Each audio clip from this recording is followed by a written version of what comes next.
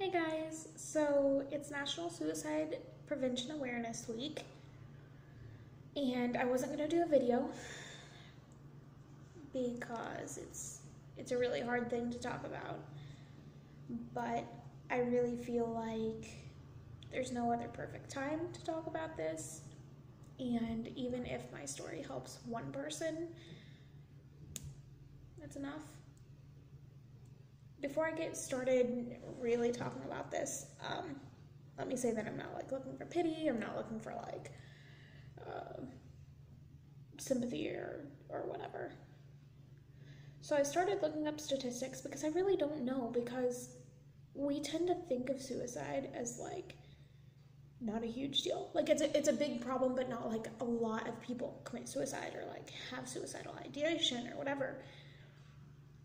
So 2 years ago, in 2016, suicide was the second leading cause of death for ages 10 to 34. That's insane. 10 to 34. There are kids as young as 10 killing themselves.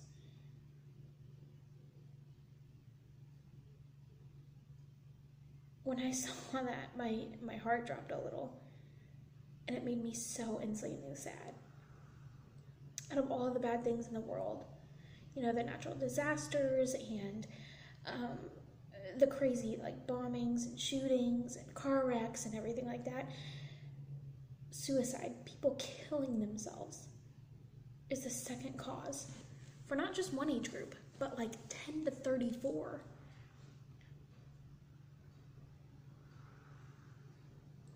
So obviously it's a big problem.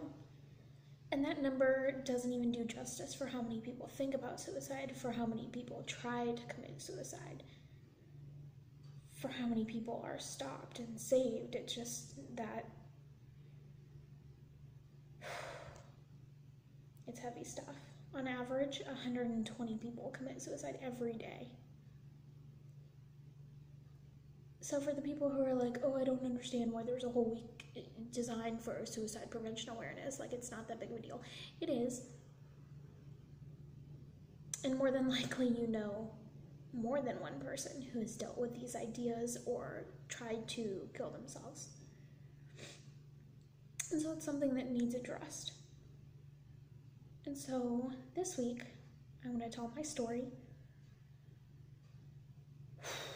And this gets really real for me, because I'm not sure, maybe one or two people know this story, but that's it.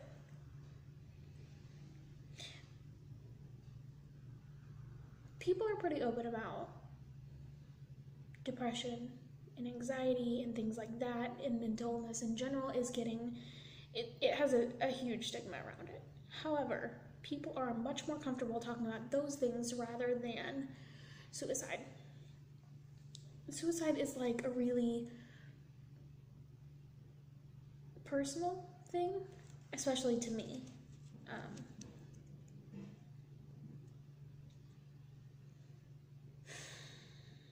So here we go.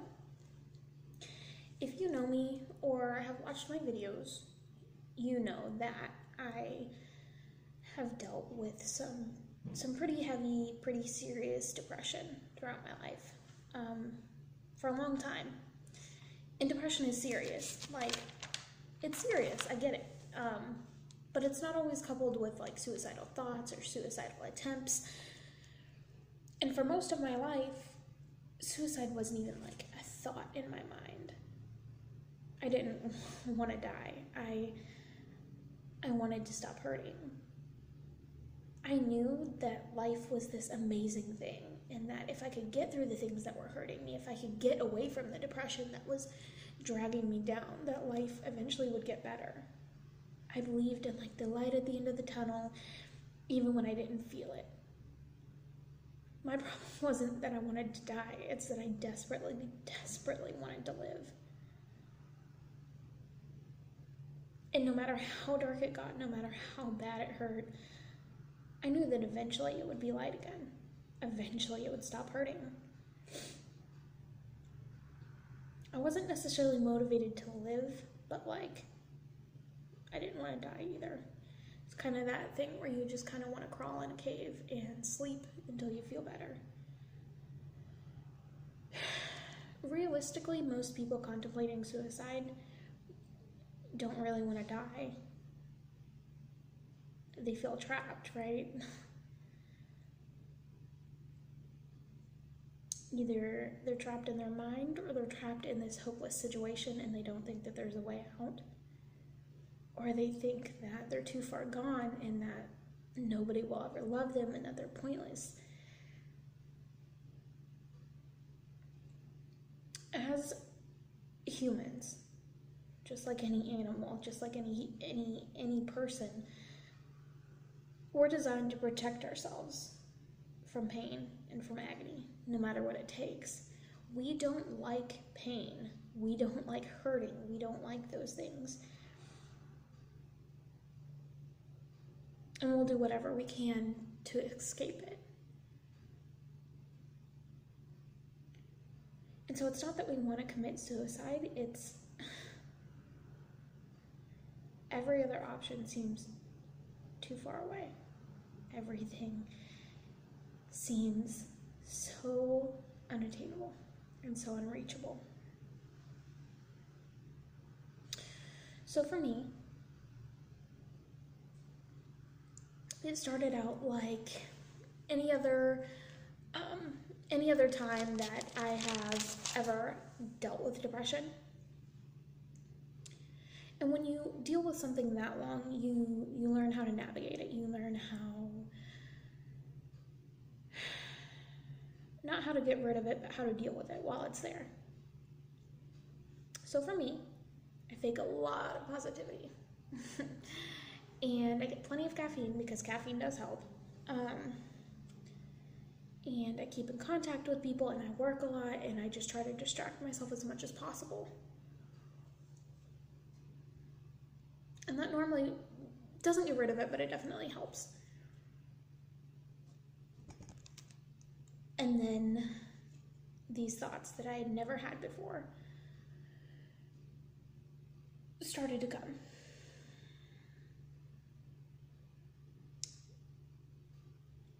These thoughts started convincing me that I was a burden and that I was annoying and that my family didn't love me and that my friends were getting tired of me, they didn't care about me. And then at 24 years old, nothing that I had done had mattered. I felt like I was a leech and like everything that I had done was pointless.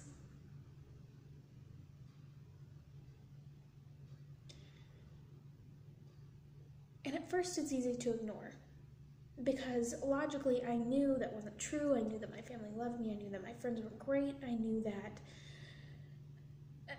while I wasn't like a Nobel Prize winner or whatever, the things that I did and the things that I had been involved in have helped people.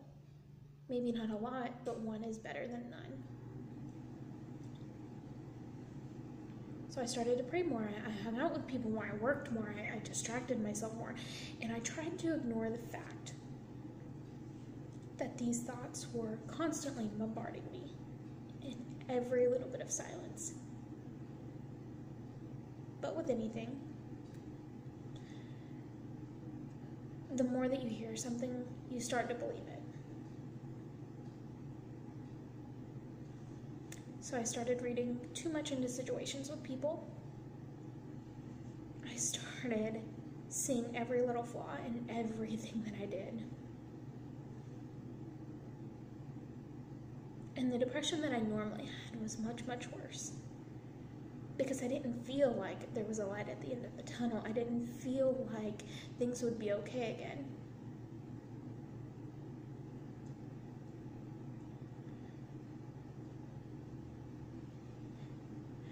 If you're outside and it starts getting dark, you can see it coming. You know it's gonna get dark, you know where to go, you know you can, go inside and get a light on, and you know that eventually it will become daylight again. If you're inside the lights on, with music going, whatever, and the power just shuts out completely and it's pitch black. Your phone's dead, you don't have a light on your phone, you don't know where a charger is, you don't know when it's gonna come back on. It's scary. And it's a lot different than being outside and seeing it coming, because you can prepare yourself. But when all the lights shut out all of a sudden, you don't know when the light's gonna come back. You don't know if the light will come back. And realistically, eventually it will, but you have no idea when. And it's scary. And that's what I felt like. Normally I'm outside and I can see it coming and I know how to handle it. And this time, I was just engulfed in darkness.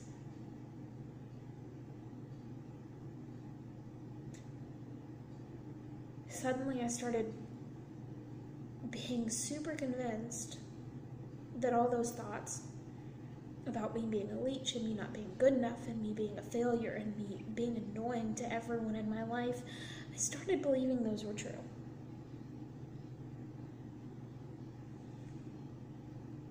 And all that fighting within myself is exhausting.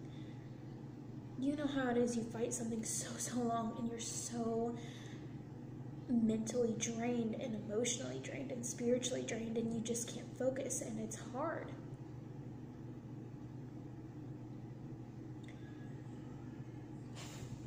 And a couple people did tell me they were worried. So I lied. One of the worst things that you can do when you're feeling depressed or upset is to isolate yourself. And that's exactly what I did. When anyone would ask, I'd just be like, oh, well, I'm busy, you know, I work a lot, blah, blah, blah, blah. Which, granted, I did. I worked a lot. But I didn't work nearly as much as I told people. I wasn't so busy that I couldn't hang out with people. It's just, I was so tired. And in reality, I was losing hope in everything.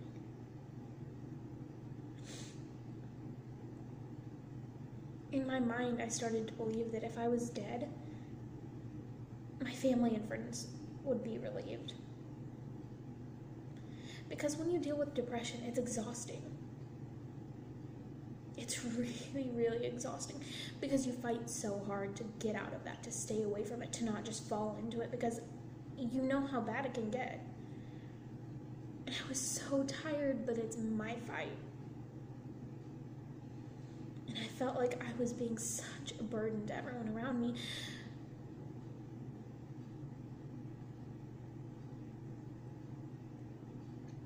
In the Bible and in Christianity, you're supposed to, bear one another's burdens, and you're supposed to be there for people. But I kind of forgot about that part. And I started to think, well, it's my fight, it's my battle, it's my problem, they shouldn't have to deal with it. And I was so afraid that they were just getting tired of me. Because it's tiring for me, but I can't escape it. They can just walk away from the problem. And especially if I'm gone, they don't have to worry about it anymore.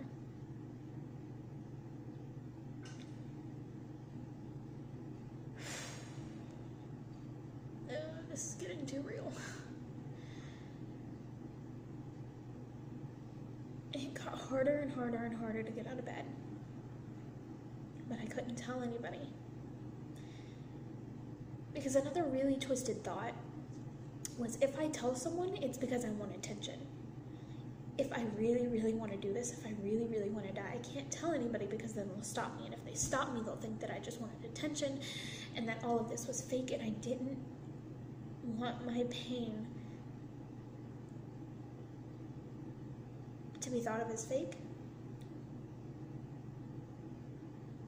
And so then I started thinking, well, if I kill myself, yeah, they'll be sad first, because I know, technically I know that they love me, but then they'll be relieved. And I'll be forgotten about, and everything will be okay, and they'll be able to go on with their lives, and I won't have to feel the way I feel anymore. I was so afraid that if I told someone, they would think I was lying or looking for attention. And I think some of us have this idea that if you're really, really suicidal that you won't tell anybody, but listen up. Most people who commit suicide try to reach out somehow, some way. They might not say, I'm suicidal, but there are so many warning signs. And I'm going to leave a link below for a suicide helpline and a website that has some warning signs if you think someone you love could be dealing with these thoughts. Because it's 100% preventable. So one Wednesday night, I went to church, and the sermon was for me. It was about how God could heal depression and he could help you, and how it's never too late and it's never hopeless, and how you are good enough. And instead of accepting that, I looked around and I tried to think, okay, who's this for? Because it's certainly not for me. I didn't feel anything. Nothing. And that's a scary place to be, because when you feel pain, when you feel fear, you know you're still alive. You know that you want things to keep going. But when you feel nothing, after a message that should move you, that should shake you, that should make you feel things, I felt nothing. Because I was like, okay, I'm too far gone. Like, yes, God can do those things, but not for me. God can help people and other people can get help, but I cannot.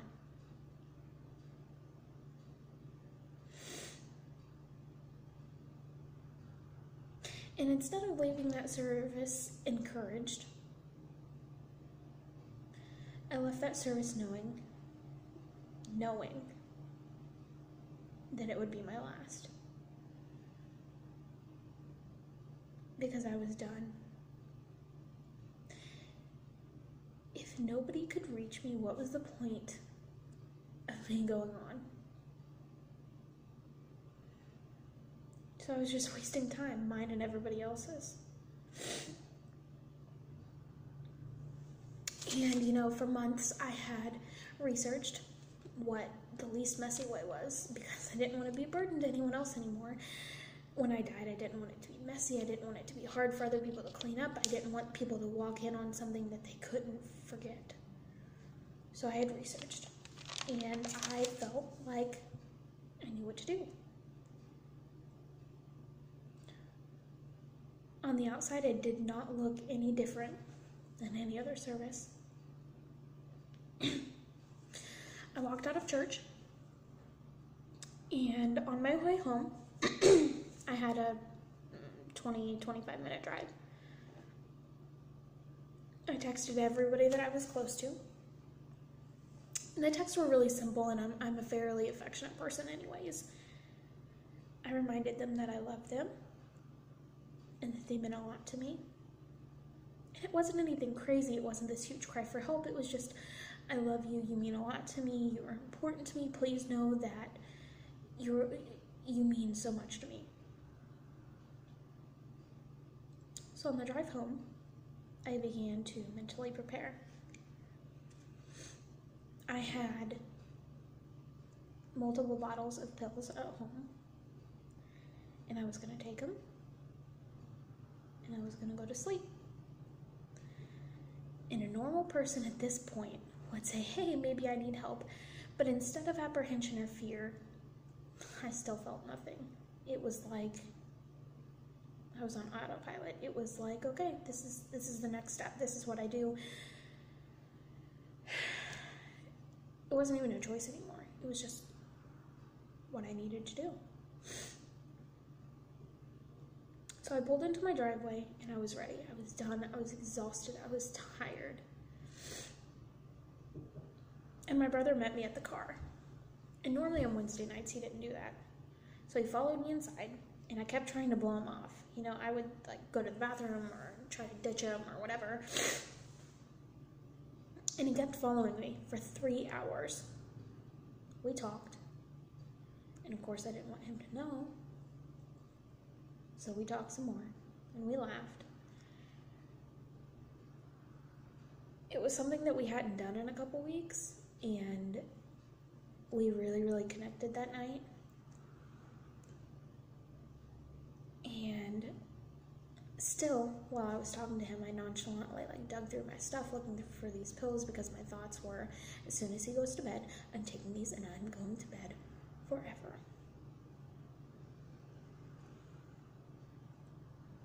So I pretended that I was looking for migraine pills, because sometimes I get migraines. And I was getting more and more frustrated because I could not find them. And I knew for a fact that I had multiple bottles of them. I knew that I did. And I couldn't find them. I was getting so frustrated. And eventually, after searching for quite a while, it was pretty obvious that I wasn't going to find them. So eventually my brother got tired and he went to sleep. And I laid in my bed. And finally I felt something, and it was anger. And so I angry cried myself to sleep because I couldn't even kill myself right. I was so upset because I was like, of all the things that I'm failing at, I can't even do this right. I'm an idiot. And eventually I fell asleep. And the next day I woke up, and the intensity of the night before was gone. I mean, it had faded. I was still very, very depressed, but I could feel things again. And I read through the texts of people who had responded and people who didn't. And the gravity of what I had almost done hit me. Because I shouldn't have woken up. I shouldn't have had another day.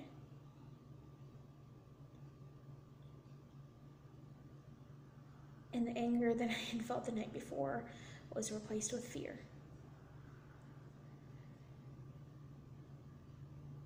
And I was so scared because that's not something that I ever wanted, and it seemed so irrational the next morning. Like, why would I do that? There's so much to look forward to. And I was really, really, really afraid to text my mom because I didn't want her to be mad or annoyed or think that I was lying or think that I was selfish or think that I was whatever, and I was so afraid. But I knew that something had to be done because this couldn't keep on going, because my brother was there that night and I couldn't find the pills. But what had happened? What would have happened had he not been there? What would have happened had I found those pills? I would have gone through with it. And so I texted my mom, and I hit send before I could even think about it, and I was so scared.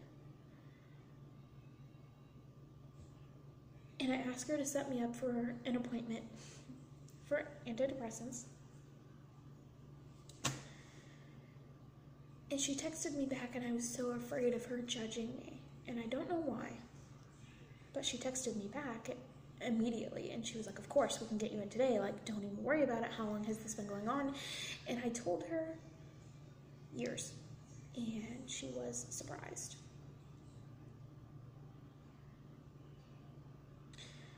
So I took advantage of the clear mindset that I had because I knew it wouldn't last. And I went to the doctor that day.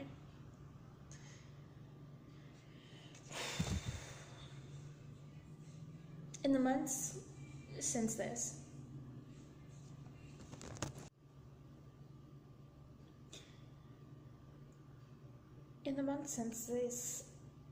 this happened, things have changed. And I won't tell you that I never had suicidal thoughts again. I won't tell you that my depression has been cured. I won't tell you that the first time I took a pill, I was like so much better. I won't tell you that. I won't even tell you that I wake up every day wanting to get out of bed and do things. But what I will tell you is this.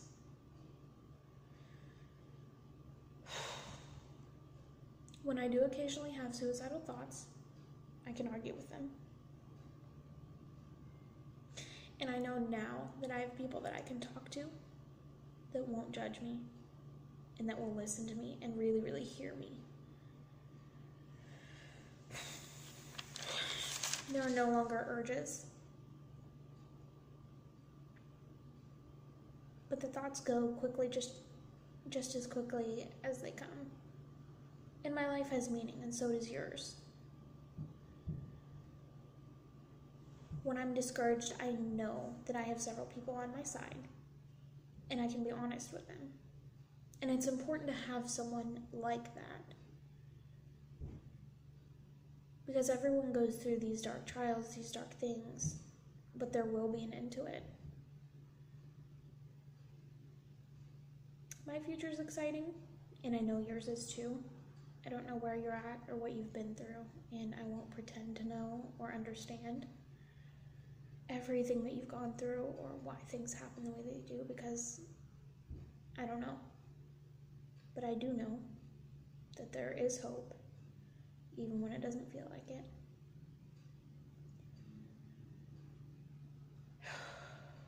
Y'all, please know that you're never alone. And as much as you think there aren't, there are other people who have gone through exactly what you have gone through. No matter how dark, no matter if it's your fault or someone else's, no matter what it is, there are other people that have gone through the exact same things. And there are more people that are willing to help and willing to listen and willing to just be there. Don't do what I did and wait until it's too late. I got really, really lucky. I definitely think God was watching out for me, and he had his hand on me, because it shouldn't have ended up the way it did.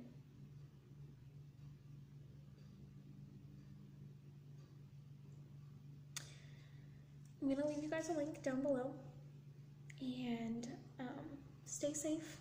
I love you guys. I'm here for you. And I hope this sheds a little bit of light on everything. Good luck. Be safe. Love you.